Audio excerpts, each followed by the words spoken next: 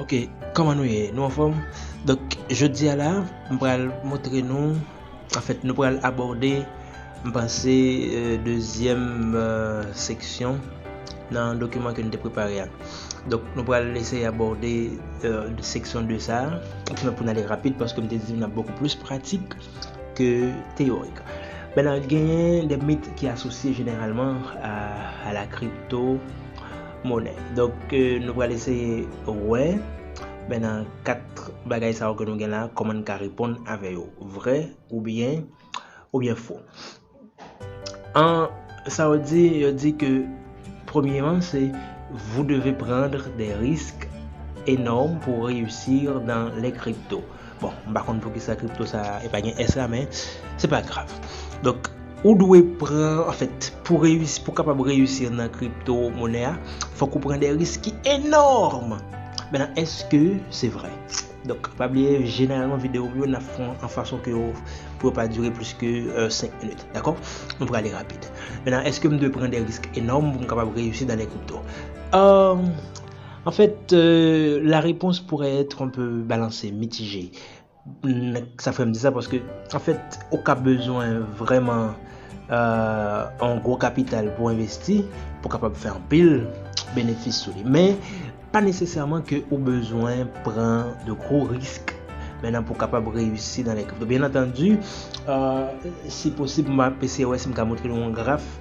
Maintenant, un graphe qui montre qui fait comparaison entre risque maintenant que on prend avec rendement que le cas joindre maintenant dans la question banque, dans la question bourse ou bien dans la question crypto-monnaie. D'accord? Est-ce qu'on doit prendre des risques énormes pour réussir dans les cryptos? Pas nécessairement, parce que je s'imagine que en 2009, pas songer combien Bitcoin n'était en 2009, mais je s'imagine qu'en 2009 Bitcoin n'était $1. Bon, peut-être que le dégât moins. C'est dans la calculatrice. On dit en 2009 vous avez seulement investi $100 dans Bitcoin. Maintenant, pour vous gagner $100. Maintenant, à $100 ça seulement investissement minimal ça côté fait à $100. Maintenant actuellement Bitcoin vaut disons 50 000 puisque la descend là 50 000. Donc actuellement avec $100 côté investi en 2009 dans Bitcoin, maintenant actuellement là on gagne 5 millions de dollars. Vous voyez, donc pas la peine qu'on prend de gros risques, ok? Maintenant on est capable de commencer petit, ou monter. Donc juste imaginer que vous avez investi en $5,000. Donc voilà, ok? Maintenant investi gros, maintenant on fait beaucoup plus de bénéfices. Ok, mais pas nécessairement qu'on a besoin d'investir gros pour capable réussir dans les crypto-monnaies, d'accord? Maintenant, deuxièmement, on dit c'est acheter bas et vendre haut. Est-ce ce qu'il faut faire? Bon, nous capables de dire que là c'est vrai, d'accord?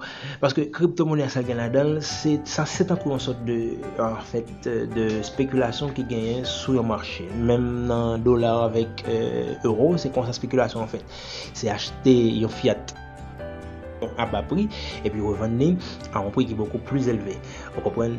Et justement, c'est comme ça que le marché a fonctionné. Donc, évidemment là, il y a une raison, acheter bas et vendre haut est ce qu'il faut faire pour réussir dans les crypto-monnaies. Bien sûr, maintenant, il faut acheter bas et vendre haut. D'accord? C'est de manière rapide. Il faut savoir trader pour acheter de la crypto. Pas nécessairement, parce que nous pourrons voir ça, comment on est capable d'acheter une crypto-monnaie, etc. Comment on est capable de trade. Alors, trade là, et trading et ce qui s'allie, c'est aller sur une plateforme d'échange et puis échanger une crypto contre l'autre. Ok, par exemple, je vais montrer nous rapidement, si je aller sur plateforme ça, que nous avons pour nous utiliser, pour nous comment les utiliser. Si nous aller sur lui, ok, donc là c'est censé interface là donc sur téléphone. Bon, sur machine c'est presque même bagarre là, ben avec quelques petites différences. Ok, trading c'est que ça lié. Ou aller sur partie trade là, donc là ouais, maintenant crypto ça. Donc maintenant je dois dire besoin acheter Waves. Maintenant pour m'acheter Waves, avec Sorel qui derrière là c'est USDT. Donc moi l'acheter Wave avec USDT. Donc m'a besoin USDT pour me capable acheter Wave. Et ça qui trade là tout simplement et puis vous capable vendre les taux. Maintenant capable acheter là à 14 et puis ou dit l'elle passer à 15 16. OK, vendez pour moi parce que je n'ai pas besoin plus que ça etc. OK. Voilà, actuellement là moi-même j'ai une position qui ouvert sous trading ça. D'acheter Waves. OK, qu'on y a me dit depuis Waves l'a passé à $14 ouais bah là me dit et vendre pour moi. OK, donc c'est comme ça trade là. Donc c'est pour moi qui est si compliqué, bien entendu les gagnants d'autres aspects là-dedans, ça c'est partie qui est plus simple, donc que nous capables ouais beaucoup plus loin, d'accord. On retourne vous êtes là, notez là. OK, donc qu'est-ce que ça nous est? Est-ce qu'il faut savoir trader pour acheter de la crypto? Non. Alors, on va montrer nous encore sur Binance là, on est capable d'acheter crypto facilement. Ou juste aller là dans la partie carte de crédit. OK? Ou pas besoin expert pour acheter. Ou juste mettre montant qu'on besoin là, puis petit c'est $15 sur plateforme ça, et puis on choisit crypto besoin acheter là. Est-ce que c'est BTC, et bien ou bien est-ce que c'est Ripple, est-ce que c'est BUSD, est-ce que c'est BNB, est-ce que c'est Dogecoin, etc. Donc tout ça là on peut acheter directement avec carte bancaire. OK? Donc ouais, c'est assez facile pour capable acheter, etc. Bien entendu, il y a des détails que nous retourner sur eux. OK? Et puis dernièrement, il faut avoir des nerfs d'acier quand on investit dans la crypto. Alors, textuellement, il dit avoir des nerfs d'acier est essentiel quand on investit dans la crypto. Vrai ou faux? Bon, là, on peut dire vrai. Parce que il faut être un peu dur. OK, parce que le marché de la crypto est extrêmement volatile. Maintenant, coût la monter, coût la descendre, etc. Ou imagine ou t'acheter une monnaie à $10, OK? Et puis le regard de la monnaie a commencé à descendre à $6, Donc commencer à perdre du cob.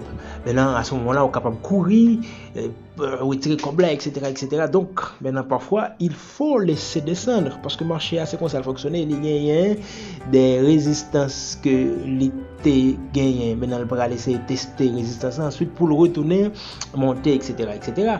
Donc maintenant avoir des nerfs d'acier est essentiel quand on investit dans mais c'est ça que y a un monde qui dans crypto-monnaie doit chercher gagner. Commencer maintenant par maintenant c'est pas tout caprice c'est marché pour temps courir réagir. OK, ou t'acheter la 14 ou elle descend 13.6 13.5 etc. Donc pas besoin de courir. OK, ou tirer position de gagner, etc. Donc bien sûr il faut avoir des nerfs d'acier pour réussir ou pour investir dans la crypto. Donc c'était section 2A, je devais traiter uniquement jeudi, pas traiter trop. Là nous retournons encore, nous pourrons traiter troisième et section 1 qui est vraiment capital et important. D'accord? Eh bien OK, bye bye, ciao. Dans l'autre présentation. OK?